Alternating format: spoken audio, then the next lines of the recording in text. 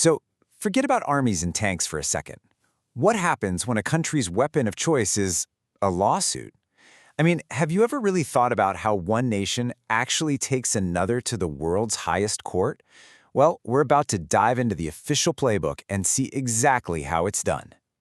And get this, what you're looking at right now are the actual historical documents from the International Court of Justice. Seriously, these aren't just dusty old papers. They're basically the first shots fired in a legal war. We're going to follow this paper trail step by step to see how Honduras took Nicaragua to court. Okay, so here's how our story is going to unfold, in 5 parts. We'll kick things off with a royal decree that's decades old, then watch Honduras officially file the suit. After that, we'll see the court spring into action, meet the legal teams, and finally check out the official timetable for the whole legal showdown. So, what could possibly spark an international lawsuit like this? Well, believe it or not, this wasn't some new fight that just popped up in 1958. To really get what's going on, we have to rewind the clock, way back, more than half a century, to a decision made by a king. Yeah, it all boils down to this: an arbitral award, basically a border decision, handed down by the King of Spain all the way back on December 23, 1906. For 52 years, this thing was a constant source of tension. And then, in 1958, Honduras basically said, you know what, we're done arguing. It was time to settle it once and for all in the world's highest court. All right, so how do you actually sue a country? What's that very first step? You can't just send an angry letter, right? Nope. It all kicks off with one very specific, very official document. And this is it. This is the letter delivered on July 1, 1958, by the Honduran minister, a guy named Humberto Lopez Villamil. With this one single piece of paper, the case against Nicaragua is officially on. Okay, now if you look closely, buried in all that formal language, there's a key French phrase. This isn't just some casual request. It's a super precise legal term that basically acts as the trigger for the entire case.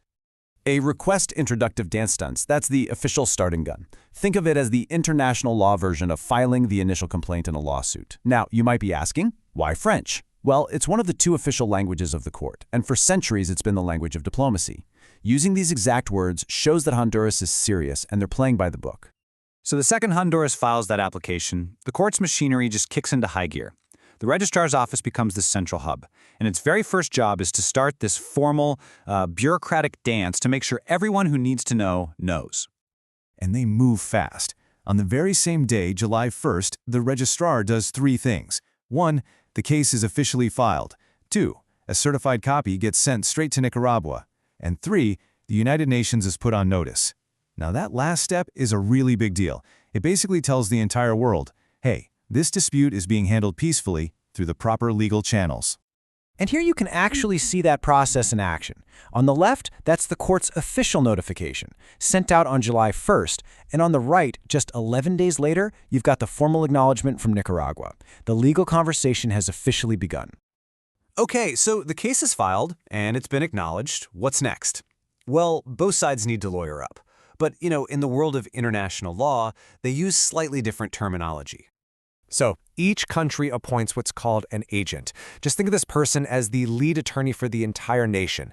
They're the official representative and the main point of contact for the court.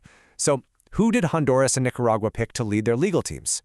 For Honduras, their agent is Ramon E. Cruz, and for Nicaragua, it's José Sanson Terán. Simple enough. But you'll notice there's another role listed here, the ad hoc judge. And this is a really fascinating and pretty unique feature of the International Court of Justice. So what in the world is an ad hoc judge? And maybe more importantly, why would the court let the countries involved in a case just appoint their own judge? Ad hoc is just a fancy way of saying for this specific purpose. It's actually pretty simple. If a country involved in a case doesn't already have a judge of its own nationality on the court's bench, it gets to appoint one just for its case. It's all about fairness, right?